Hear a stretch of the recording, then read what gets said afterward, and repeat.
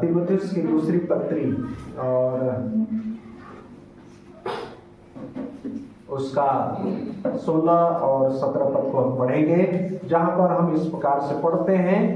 संपूर्ण पवित्र शास्त्र परमेश्वर की प्रेरणा से रचा गया है और उपदेश और समझाने और सुधारने और धार्मिकता की शिक्षा के लिए लाभदायक है, ताकि परमेश्वर का जन सिद्ध बने और हर एक भले काम के लिए तत्पर हो जाए। तो परमेश्वर अपने वचन को हमें क्यों दिया है, उसका यहाँ पर उद्देश्य और उस वचन की क्या विशेषता है, परमेश्वर के वचन की क्या विशेषता है। संपूर्ण पवित्र शास्त्र मतलब उत्पत्ति से लेकर प्रकाशित वाक्य तक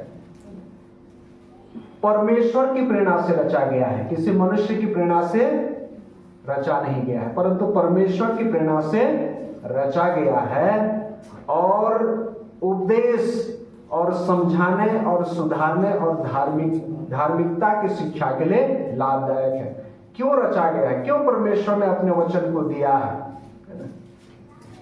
समझाने के लिए, उपदेश देने के लिए, समझाने के लिए, सुधारने के लिए और धार्मिकता की शिक्षा के लिए ये लाभदायक है।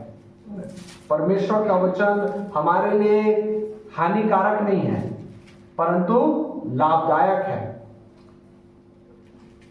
ठीक वैसे जैसे हम बीमार पड़ते हैं, डॉक्टर के पास जाते हैं और डॉक्टर मेडिसिन देता है, तो क्यों देता है?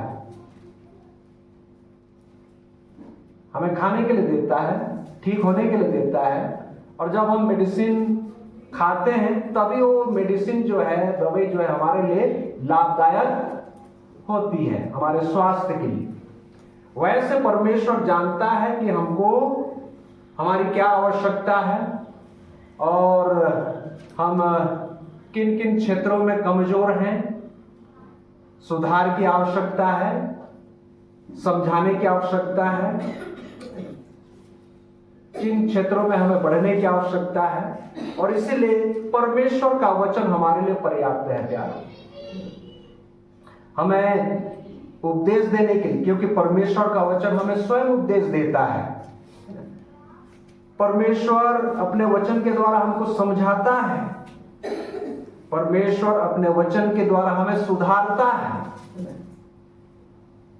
और धार्मिकता की शिक्षा देता है कि हमें किस मार्ग में चलना है, धार्मिकता के मार्ग में हमको चलना है। तो उसके लिए परमेश्वर का वचन हमारे लिए लाभदायक है और उसका उद्देश्य क्या है? ताकि परमेश्वर का जन सिद्ध बने। देखिए, परमेश्वर ने हमें अपने वचन को क्यों दिया है, ये पवित्र शास्त्र क्यों दिया है? ताकि हम सिद्ध बने, परफेक्ट बने, परिपूर्ण बने। अभी वर्तमान में कोई भी परफेक्ट नहीं है, कोई भी सिद्ध नहीं है, और यदि हमको सिद्ध बनना है तो परमेश्वर के वचन को हम ज्यादा से ज्यादा पढ़ें, समझें और उसे अपने जीवन में हम लागू करें प्यारों, ताकि परमेश्वर का जन सिद्ध बने और हर एक भले काम के लिए तत्पर हो जाए। तो ये है परमेश्वर के वचन का उद्देश्य। तो परमेश्वर हमारी सहायता करे कि इस आने वाले साल में हम ज्यादा से ज्यादा परमेश्वर के वचन को पढ़ें प्यारों, क्योंकि जब हम परमेश्वर के वचन को पढ़ते हैं तो हमारे जीवन में परमेश्वर जो है विश्वास प्रदान करता है,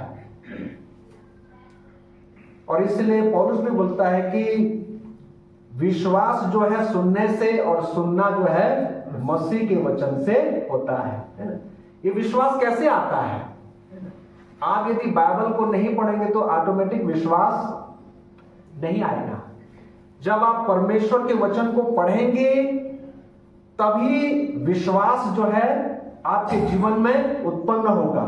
और यदि पढ़ नहीं पा रहे हैं, है ना, हो सकता है हम किसी कारणवश नहीं पढ़ पा रहे हैं या फिर हम कम पढ़े लिखे हैं, तो परमेश्वर ने सुनने के लिए हमको कान भी दिए हैं, हम सुन सकते हैं। और आज पूरा वो सुविधा है हमारे पास, है ना, बहुत सारी सुविधा है। और ये मोबाइल जो है आज हमारे लिए एक बहुत बड़ी सुविधा है, हमारे लिए एक बहुत बड़ा संसाधन है कि यदि हम पढ़ नहीं पा रहे हैं तो कम से कम सुन सकते हैं। और जब हम सुनते हैं तब हमारे जीवन में विश्वास उत्पन्न होता है। तो प्रियो, ये साल जो है समाप्त होने जा रहा है और हमने प्रभु के लिए क्या किया है और हमारा जीवन कैसा रहा, हम सब जानते हैं अपने जीवन के बारे में, और हमने प्रभु के लिए क्या किया है उन सारी बातों को जानते हैं। लेकिन परमेश्वर हमारे जीवन से क्या चाहता है? परमेश्वर ने हमें बनाया है अपने स्वरूप और अपनी समानता में, और इसीलिए वो हमारे जीवन से प्रसन्न होना चाहता है, जीवन से प्रसन्न होना चाहता है। और इसीलिए हमने देखा कि कैसे हम परमेश्वर को प्रसन्न कर सकते हैं। और आज एक बच्चा, एक लड़का भी शायद उस पद को बोल रहा था कि हम किसके बिना परमेश्वर को प्रसन्न नहीं कर सकते। हाँ, इब्रानी उसका 11 अध्याय में हमने देखा, पिछले दिनों में भी हमने देखा कि विश्वास बिना उसे प्रसन्न करना अनहोना है। तो यदि परमेश्वर को प्रसन्न करना है तो हमें विश्वास करना पड़ेगा। और ये विश्वास कैसे होगा? विश्वास सुनने से और सुनना, हाँ। और जब हम परमेश्वर के वचन को सुनेंगे, पढ़ेंगे, तभी हमारे जीवन में विश्वास उत्पन्न होगा, और उस विश्वास के द्वारा ही हम परमेश्वर को प्रसन्न कर सकते हैं। विश्वास बिना उसे प्रसन्न करना अनहोना है। फिर हमने पिछले दिनों में देखा था कि परमेश्वर और एक बात से प्रसन्न होता है। आज मैं उन सारे पदों को जल्दी आप लोगों को बताना चाहता हूं, ताकि जब हम नया साल में प्रवेश करते हैं तो इन पदों को स्मरण कर सकें और हमारे जीवन का एक ही लक्ष्य हो, एक ही टारगेट हो, एक ही उद्देश्य हो कि मेरे जीवन से परमेश्वर की महिमा होने पाए, मेरा जीवन परमेश्वर के लिए प्रसन्नता का कारण बनने पाए। पूरे साल हमने परमेश्वर को कितना प्रसन्न किया ये मैं और आप अच्छे से जानते हैं, परंतु आज परमेश्वर के वचन से उन सारी बातों को मैं आप लोगों को बताना चाहता हूं। कृपया आप लोग लिखने के लिए तैयार हो जाइए, नोट करिए, और ताकि इस आने वाले नए साल में हम एक ऐसा जीवन जी सके प्यारो, जिससे परमेश्वर प्रसन्न हो सके। तो हम परमेश्वर के वचन से देखेंगे कि हम किन किन बातों को करेंगे जिससे परमेश्वर प्रसन्न होंगे। तो पहली बात हमने देखा, विश्वास बिना उससे प्रसन्न करना अनहोना है। इब्रानी 11:6। ठीक है, तो इब्रानी की पत्री को ही हम लोग निकाल लेंगे। दूसरी बात, इब्रानी 13:16 पद को पढ़ेंगे। इब्रानी की पत्री उसका 13 अध्याय और 16 पद। भलाई करना और उदारता दिखाना ना भूलो, क्योंकि परमेश्वर ऐसे बलिदानों से प्रसन्न होता है। देखिए, यहाँ पर भलाई और उदारता को एक बलिदान से तुलना किया गया है। भलाई करना और उदारता दिखाना न भूलो, क्योंकि परमेश्वर ऐसे बलिदानों से प्रसन्न होता है। हमको भलाई करते रहना प्यारों, क्योंकि परमेश्वर ने हमको भले भले काम करने के लिए सृजा है। अच्छा काम करने के लिए परमेश्वर ने हमको बनाया है। तो भलाई करना और उदारता दिखाना नहीं भूलना है।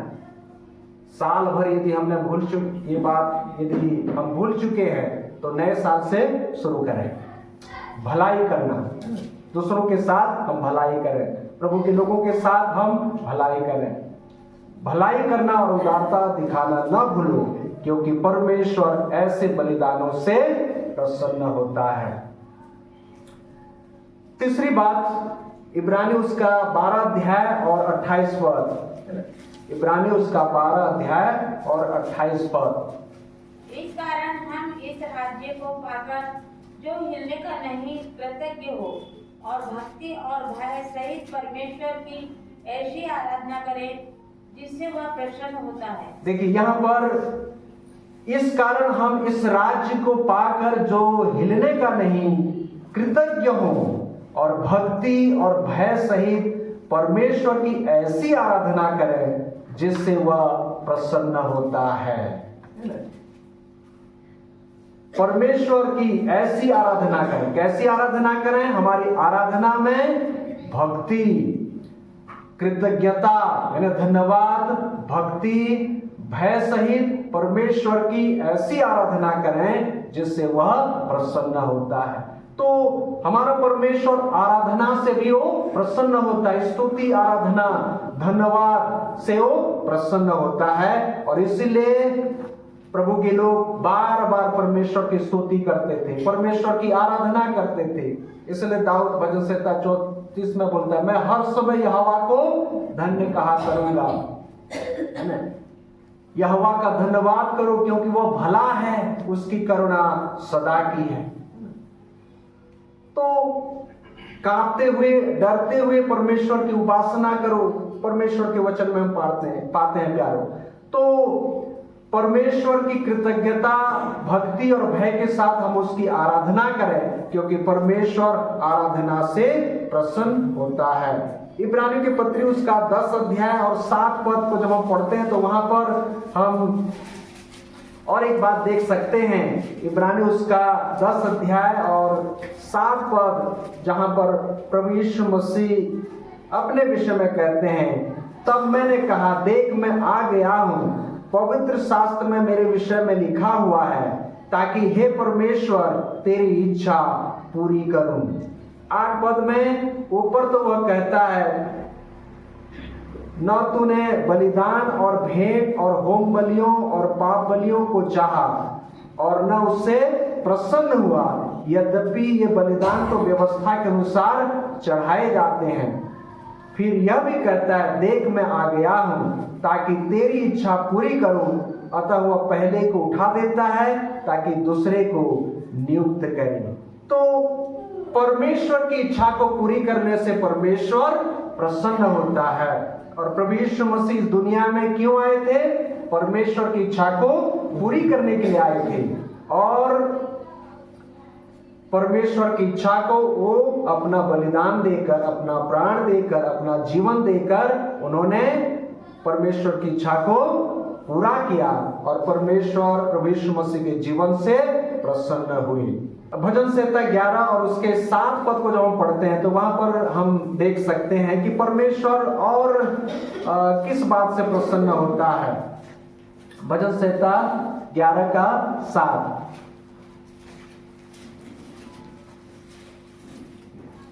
क्योंकि यहोवा धर्मी है, वह धर्मी ही के कामों से प्रसन्न रहता है, धर्मी जन उसका दर्शन पाएंगे। परमेश्वर यहोवा धर्मी है प्यारो, और वह धर्म ही के कामों से प्रसन्न होता है। यदि मैं और आप धर्म के काम करेंगे तो निश्चित रूप से परमेश्वर प्रसन्न होगा। अधर्म का काम करेंगे, बुराई का काम करेंगे तो उससे परमेश्वर प्रसन्न नहीं होगा।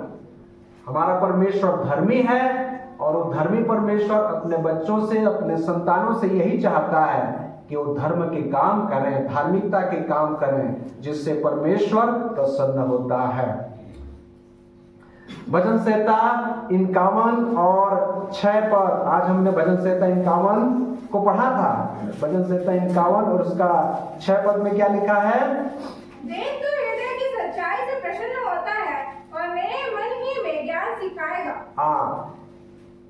देख तो हृदय की सच्चाई से प्रसन्न होता है। यदि हम हृदय से, मन से यदि सच बोलते हैं, हमारा परमेश्वर सच्चा परमेश्वर है और अपने लोगों से, विश्वासियों से, अपनी संतानों से वो क्या चाहता है कि वो हृदय से सच बोले। कई बार हम मुंह से तो सच बोलते हैं लेकिन हृदय से सच नहीं बोलते, और इसलिए प्रभु यीशु मसीह भी है ना शास्त्रियों और फरीसियों को कहता है, और ऐसा भक्तता के द्वारा लिखा हुआ है, उनके बताता है कि लोग होठों से तो मेरा आदर करते हैं परंतु उनका मन मुझसे दूर रहता है ना। तो मुंह से कई बार हम लोग सच बोलते हैं लेकिन परमेश्वर चाहता है हृदय से हम सच बोलें, क्योंकि हमारा परमेश्वर किसको देखता है? हमारे मन को देखता है, और इसीलिए वो चाहता है कि हम हृदय से सच बोले। देख तू हृदय की सच्चाई से प्रसन्न होता है। राजा दाऊद जो है परमेश्वर की प्रसन्नता का वो राज, वो रहस्य जान लिया था कि क्या करने से मेरा परमेश्वर प्रसन्न होगा, और इसीलिए वो अपने पापों को मान लेता है और जो कुछ भी उसने किया था पूरा साफ साफ दिल खोलकर परमेश्वर के सामने रख देता है। और इसीलिए राजा दाऊद के विषय में लिखा है, परमेश्वर कहते हैं कि मैंने एक पुरुष को पा लिया है जो मेरे मन के अनुसार। और परमेश्वर का मन क्या चाहता है? परमेश्वर क्या चाहता है? परमेश्वर यही चाहता है प्यारो कि हम हृदय से सच बोलें, है ना, अपने मन की बात को खोलकर परमेश्वर को बता दें, छिपाए नहीं, हम ना छिपाए, परंतु जो भी हमारे जीवन में होता है सारी बातों को परमेश्वर के सामने रख दें। देख तू हृदय की सच्चाई से प्रसन्न होता है। यशायाह उसका 58 अध्याय और 6 पद को पढ़ेंगे। यशायाह उसका 58 अध्याय और 6 पद। जिस उपवास से मैं प्रसन्न होता हूँ वह क्या यह नहीं कि अन्याय से बचाए हुए दासों और अनेक सहने वालों का जुआ तोड़कर उनको छुड़ा लेना और सब जुओं को टुकड़े टुकड़े कर देगा। हाँ, देखिए यहाँ पर परमेश्वर कहते हैं कि जिस उपवास से मैं प्रसन्न होता है, इसका मतलब परमेश्वर उपवास से भी प्रसन्न होता है। हमारा परमेश्वर उपवास से प्रसन्न होता है प्यारो, लेकिन कैसा उपवास करना है वहां पर वो दिया गया है। ऐसा यदि उपवास करोगे तो मैं प्रसन्न होऊंगा। तो उपवास से परमेश्वर प्रसन्न होता है, फास्टिंग से परमेश्वर प्रसन्न होता है। फिर यजकेल उसका 18 अध्याय और 23 पद को पढ़ेंगे। यजकेल उसका 18 अध्याय और 23 पद में हम वहां पर देख सकते हैं कि हमारा परमेश्वर जो है वो दुष्ट के मरने से प्रसन्न नहीं होता, परंतु इससे प्रसन्न होता है कि दुष्ट जो है अपने पापों से मन फिराए। प्रभु यहोवा की यह वाणी है, क्या मैं दुष्ट के मरने से कुछ भी प्रसन्न होता हूँ? क्या मैं इससे प्रसन्न नहीं होता कि वह अपने मार्ग से फिरकर जीवित रहे?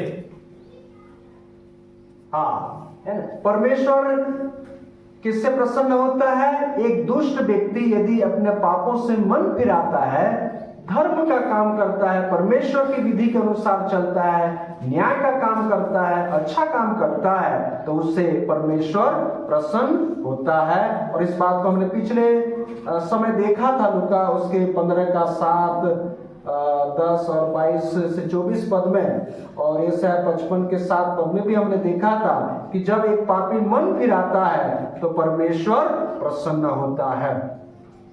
पहला शमूएल उसका 15 अध्याय और 22 पद को हम पढ़ेंगे। पहला शमूएल 15 अध्याय उसका 22 पद।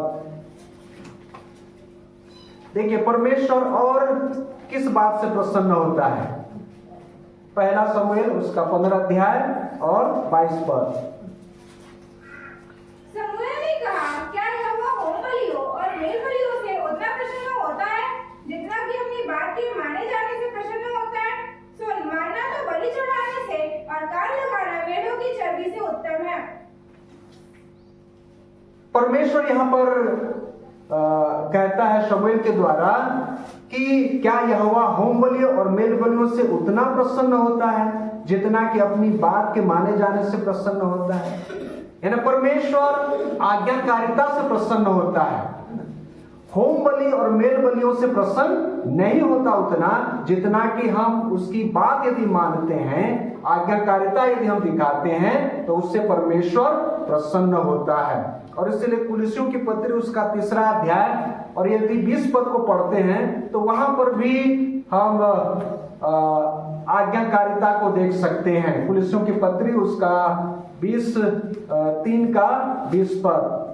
हे बालकों, सब बातों में अपने अपने माता पिता की आज्ञा का पालन करो, क्योंकि प्रभु इससे प्रसन्न होता है। हाँ, देखिए बच्चों के लिए आज्ञा है यहाँ पर, हे बालकों सब बातों में अपने अपने माता पिता की आज्ञा का पालन करो, क्योंकि प्रभु इससे प्रसन्न होता है।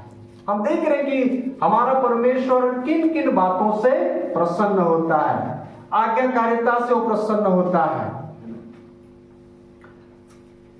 मत्ती उसका 9 अध्याय और 13 पद और 12 का 7 पद को पढ़ेंगे। मत्ती के सुसमाचार उसका 9 अध्याय और 13 और 12 का 7 पद। इसलिए तुम जाकर इसका अर्थ सीख लो, मैं बलिदान नहीं परंतु दया चाहता हूँ, क्योंकि मैं धर्मियों को नहीं परंतु पापियों को बुलाने आया हूँ।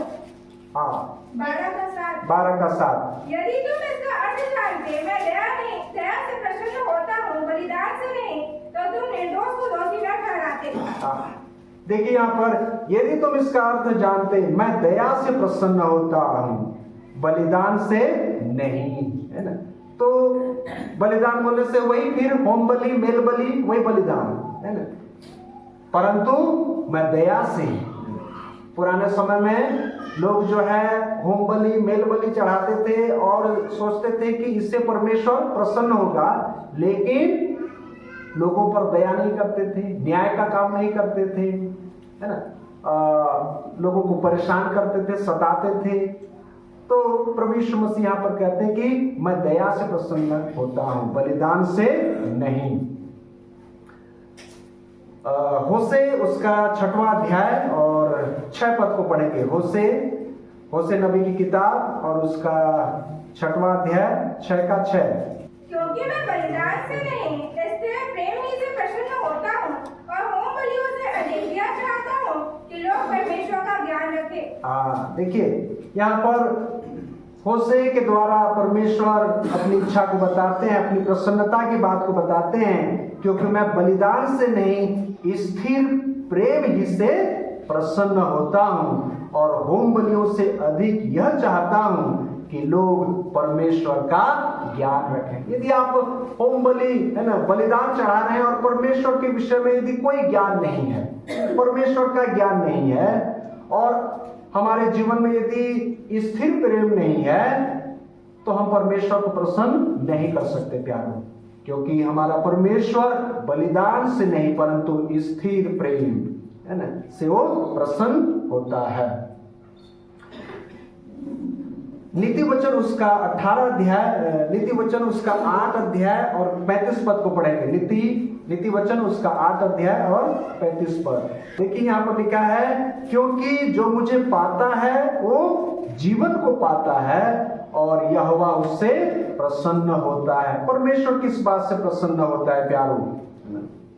हमारा परमेश्वर इस बात से प्रसन्न होता है कि यदि हम पाते हैं उससे, है ना, तो जीवन को पाता है। यहाँ पर बुद्धि के संबंध में लिखा हुआ है, जो बुद्धि पाता है ना वो जीवन को पाता है और यहोवा परमेश्वर उससे प्रसन्न होता है। नीति वचन 11 का 1 पद को भी पढ़ेंगे। नीति वचन 11 का 1 पद देखिए, छल के तराजू से यहोवा को घृणा आती है, परंतु वह पूरे बटखरे से प्रसन्न होता है। इसका क्या मतलब है? इसका मतलब मार्केट में जाएंगे तो आपको तराजू हर दुकान में है ना, अलग अलग सब्जी मार्केट में जाएंगे तो आपको देखने को मिलेगा तराजू, है ना, जिससे हम सब्जी लेते हैं। किराना सामान लेते हैं, बहुत कुछ लेते हैं, लेकिन यहाँ पर कौन सा एक तराजू है? हाँ, छल का तराजू है, और उस छल के तराजू से यहोवा को घृणा आती है, परंतु वो पूरे बटखरे से प्रसन्न होता है। कभी कभी है ना, नीचे लगे रहता है, उस तराजू के नीचे कुछ ना कुछ चिपका के रखते हैं लोग, है ना, थोड़ा डालो तो एकदम से आधा किलो 1 किलो हो जाता है, फिर घर आने के बाद ये 1 किलो है क्या, ये आधा किलो है क्या बोल के फिर, है ना, तो पूरा बटखरा है ना से परमेश्वर प्रसन्न होता है। या फिर एक शब्द में यदि मैं उसको बोलूं तो हमारा परमेश्वर ईमानदारी से प्रसन्न होता है। ईमानदार बनना है, ईमानदारी से वो प्रसन्न होता है। तो परमेश्वर हमारी मदद और सहायता करे प्यारो, कि हमारा परमेश्वर ईमानदारी से प्रसन्न होता है। नीति वचन उसका 12 का 2 पद को पढ़ेंगे। नीति वचन उसका 12 का 2। देखिए, भले मनुष्य से तो यहोवा प्रसन्न होता है, परंतु बुरी युक्ति करने वाले को वह दोषी ठहराता है। इसलिए हमको भला मनुष्य बनना है प्यार में, क्योंकि भले मनुष्य से परमेश्वर प्रसन्न होता है। 12 का 22 पद को भी पढ़ेंगे। नीति वचन 12 का 22। झूठों से यहोवा को घृणा आती है, परंतु जो विश्वास से काम करते हैं उनसे वह प्रसन्न होता है। हाँ, किससे परमेश्वर घृणा करता है? तो साल भर हमने कितना झूठ बोला, आप लोग हिसाब कर लीजिए। अब नया साल आने वाला है, तो फिर नया साल में भी हम क्या झूठ बोलेंगे? नहीं। झूठों से तो यहोवा घृणा आती है ना? झूठ बोलने वालों से परमेश्वर घृणा करता है प्यारो, परंतु जो विश्वास से काम करते हैं उनसे वह प्रसन्न होता है। हम एक विश्वासी हैं प्यारो, और झूठ बोलना हमें शोभा नहीं देती प्यारो। तो परमेश्वर हमारी सहायता करे कि हम झूठ से बचें। नीति वचन उसका 25 पद को भी पढ़ेंगे। 12 का 25 क्या लिखा है यहाँ पर? उदास मन दब जाता है, परंतु भली बात से वह आनंदित होता है। हाँ, उदास मन दब जाता है, परंतु भली बात से, है ना, यदि हम भली बात करते हैं, भला इंसान भली बात करता है, तो परमेश्वर आनंदित होता है, प्रसन्न होता है। फिर नीति वचन उसका 15 अध्याय और 8 पद को पढ़ेंगे। 15 का 8। नीति वचन 15 का 8। दुष्ट लोगों के बलिदान से यह घृणा करता है, परंतु वह सीधे लोगों की प्रार्थना से प्रसन्न होता है। देखिए, दुष्ट लोगों के बलिदान से यहोवा घृणा करता है, परंतु वह सीधे लोगों की प्रार्थना से प्रसन्न होता है। इसलिए हम सीधे बने प्यारो, टेढ़े मत बने। साल भर हमने कितना टेढ़े बनकर टेढ़ा काम किया हम सब जानते हैं, लेकिन नया साल आने वाला है, हम सीधे बने प्यारो, सीधा बने, और सीधे लोगों की प्रार्थना से परमेश्वर प्रसन्न होता है। दुष्ट लोगों के बलिदान से यहोवा घृणा करता है ना? दुष्ट व्यक्ति जितना भी बलिदान करे परमेश्वर उससे घृणा करता है, लेकिन सीधा व्यक्ति यदि प्रार्थना करता है तो उसके लिए परमेश्वर खुश हो जाता है प्यार। व्यक्ति यदि दुष्ट है और बलिदान कर रहा है, परमेश्वर घृणा करेगा, प्रसन्न नहीं होगा। परंतु एक सीधा साधा व्यक्ति यदि प्रार्थना भी करता है तो परमेश्वर के लिए ग्रहण योग्य है प्यार, वो प्रसन्नता का कारण है। नीति वचन 11 का 20 पद को पढ़ेंगे। नीति वचन 11 का 20। देखिए यहाँ पर क्या लिखा है? जो मन के टेढ़े हैं उनसे यहोवा को घृणा आती है, परंतु वह खरी चाल वालों से प्रसन्न होता है ना? खरी चाल है ना, खराई का जीवन है ना, सिधाई का जीवन, ऐसे लोगों से परमेश्वर प्रसन्न होता है प्यार। और अंतिम बात प्रभु यीशु मसीह के विषय में लिखा हुआ है, हम निकालेंगे यूहन्ना रचित सुसमाचार उसका 8 अध्याय और 29 पद को पढ़ेंगे। यूहन्ना रचित सुसमाचार उसका 8 अध्याय और 29 पद। मेरा भेजने वाला मेरे साथ है, उसने मुझे अकेला नहीं छोड़ा, क्योंकि मैं सर्वदा वही काम करता हूँ जिससे वह प्रसन्न होता है। इस दुनिया में यदि किसी ने परमेश्वर को हमेशा यदि प्रसन्न किया है तो सिर्फ प्रभु यीशु मसीह। बहुत सारे लोग परमेश्वर को प्रसन्न किए लेकिन हमेशा नहीं किए। पिछले दिनों में हम भाई अर्पण के द्वारा देख रहे थे, सुलेमान शुरुआत में परमेश्वर को खुश किया, इसीलिए लिखा उसकी प्रार्थना से परमेश्वर खुश हो गए बोल के लिखा है ना। इतना खुश हो गए कि तो जो चाहता है मुझसे मांग बोल दी।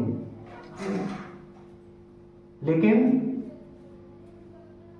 वो हमेशा परमेश्वर को प्रसन्न कर पाया नहीं। बुढ़ापे में क्या हुआ, जब बूढ़ा हो गया तो लिखा है वो मूर्ति पूजक बन गया, है ना। तो क्या परमेश्वर उससे प्रसन्न हुए? नहीं, परमेश्वर का कोप, है ना, परमेश्वर क्रोधित हुए।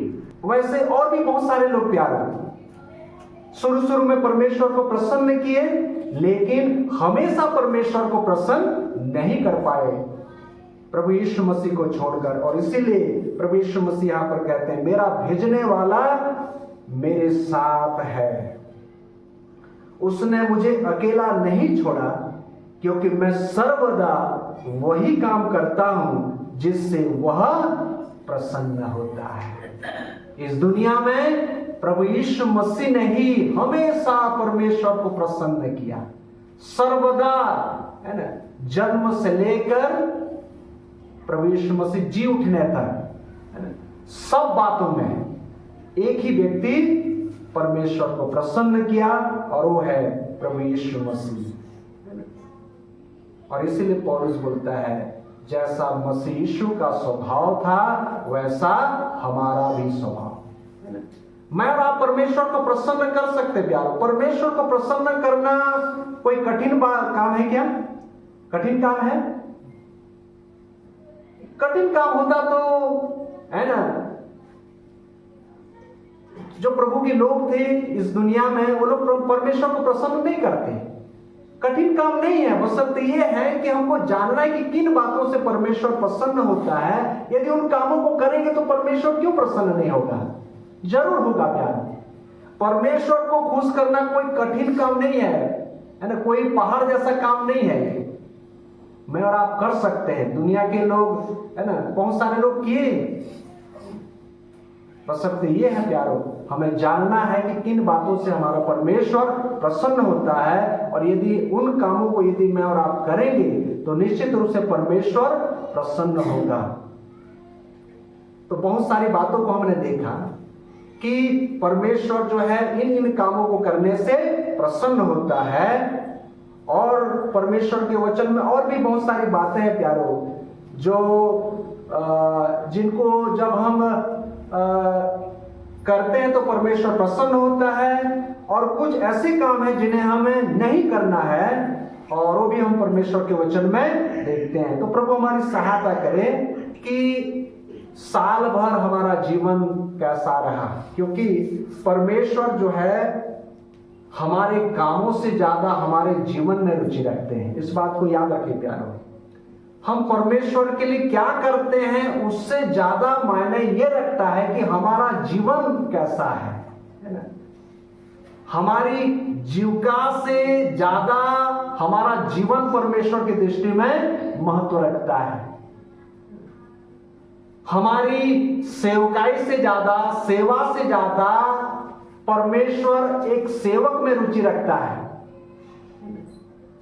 हमारी भेंट और बलिदान से ज्यादा परमेश्वर भेंट देने वाले को चाहता है, उससे वो रुचि रखता है।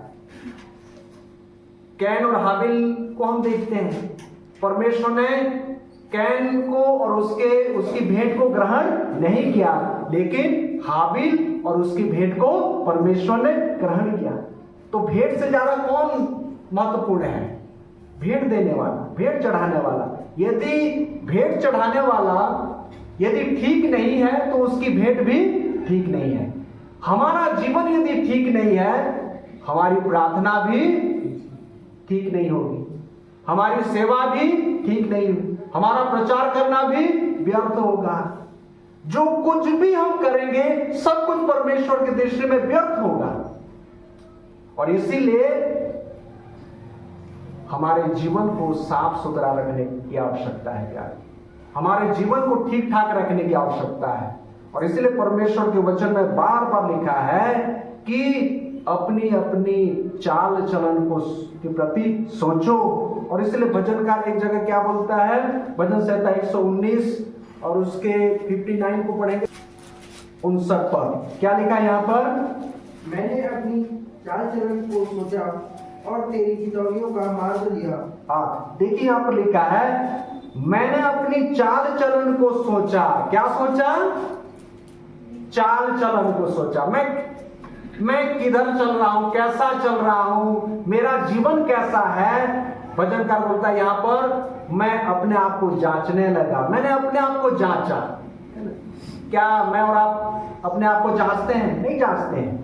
मैंने अपनी चाल चलन को सोचा और उसके बाद क्या किया, मैं तेरी चितौनियों का मार्ग लिया। जिस रास्ते में मैं चल रहा था उसको छोड़कर अब परमेश्वर के रास्तों पर मैं चलने लगा।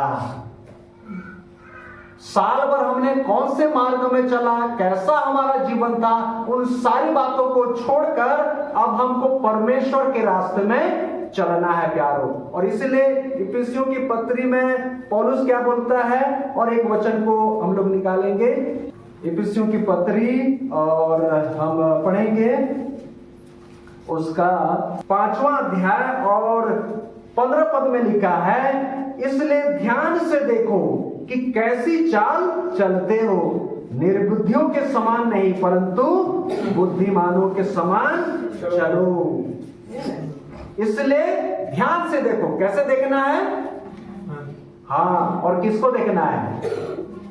अपने आप को देखना है, अपनी चाल चलन को देखना है। इसलिए ध्यान से देखो कि कैसी चाल चलते हो। यदि हमारी चाल ठीक नहीं है, यदि हम निर्बुद्धियों के समान चलते हैं, तो वहां से मुड़कर हमको बुद्धिमानों के समान चलना है प्यारो।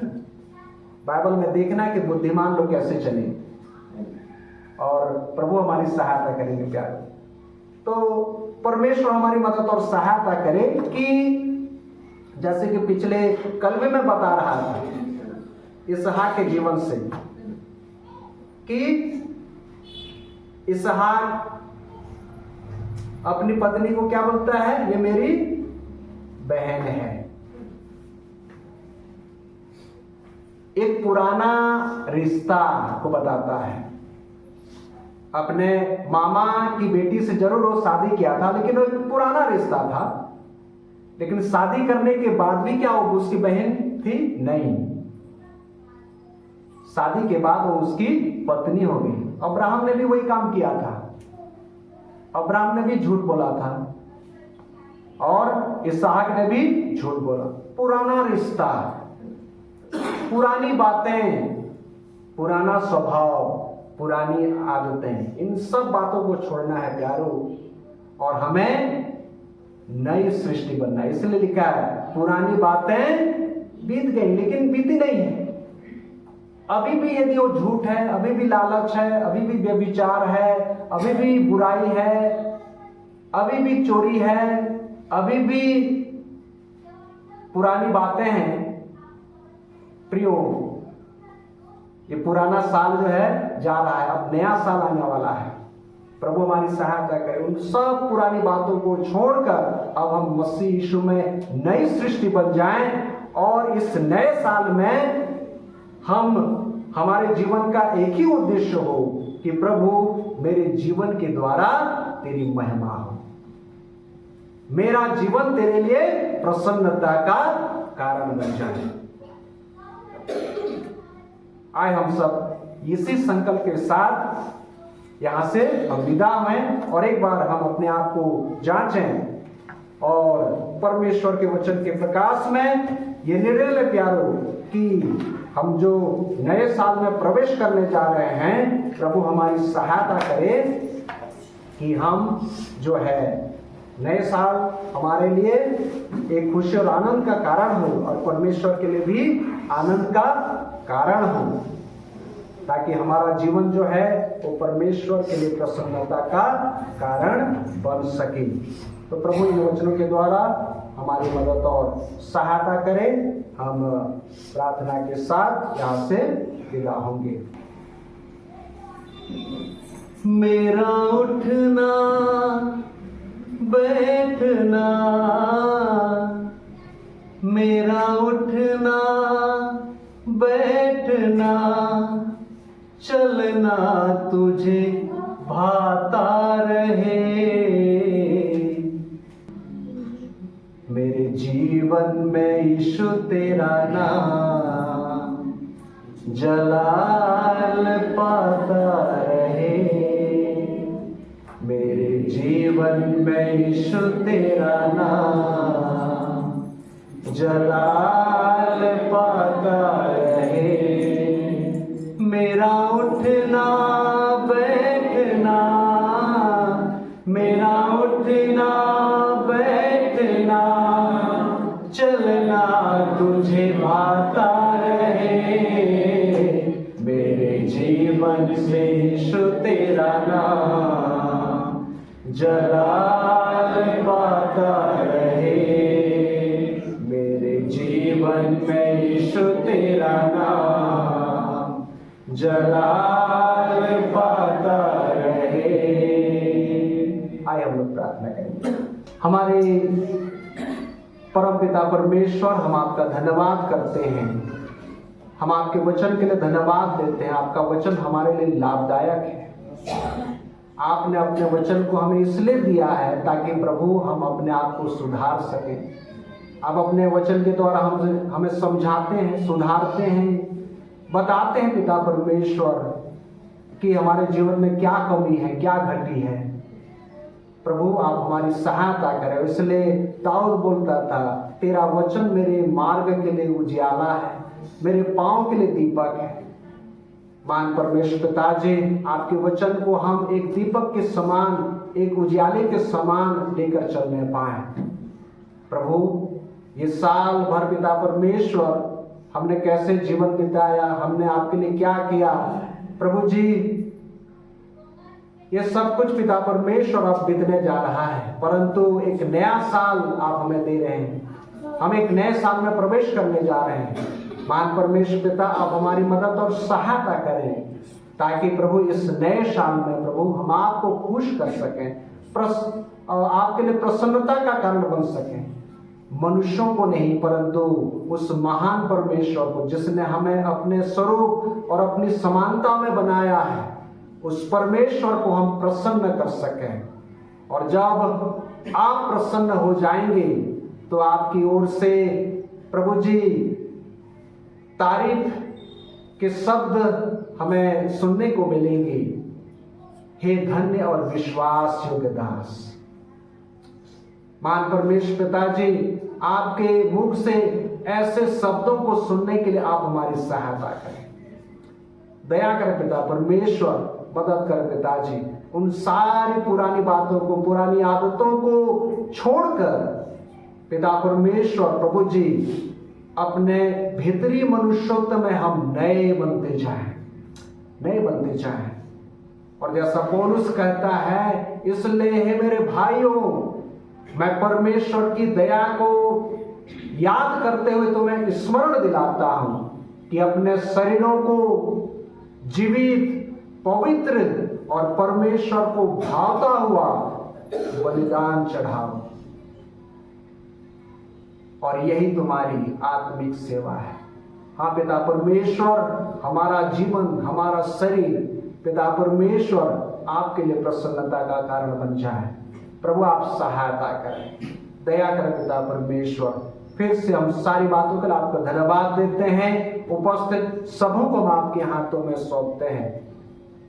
नए साल में पिता परमेश्वर जब तक हम नहीं मिलते हैं पिता परमेश्वर, हम सबों को आप संभाल के रखें, बचा के रखें पिता परमेश्वर। और नए साल के प्रथम रविवार में यदि आपकी इच्छा हुई और आपके आगमन में यदि देरी हुई तो हम सब मिलकर यहाँ पर आपकी स्तुति आराधना कर सकें, आपको धन्यवाद की भेंट चढ़ा सकें। प्रभु आप हमारी मदद और सहायता करें। आज जितने भी प्रिय लोग प्रभु जी नए पहली बार आए हैं, उन सब के लिए भी हम आपसे आशीष चाहते हैं। आप उन्हें भी बहुत से आशीष प्रदान करें। फिर से सारी बातों के लिए हम आपको धन्यवाद देते हैं। शुरू से अंत तक प्रभु आपने एक एक बातों में हमारी सहायता की। प्रभु इसके लिए हम आपको धन्यवाद देते हैं। आदर सम्मान और सब कुछ हम आपको देते हैं। उपस्थित आपके सभी प्रियों को आपके बलवंत और सामर्थ्य हाथ में सौंपते हुए धन्यवाद के साथ प्रार्थना हमारे उद्धारकर्ता प्रभु यीशु मसीह के नाम से मांगते हैं, सुन ग्रहण करें। आमीन। जय मसीह की आज्ञा।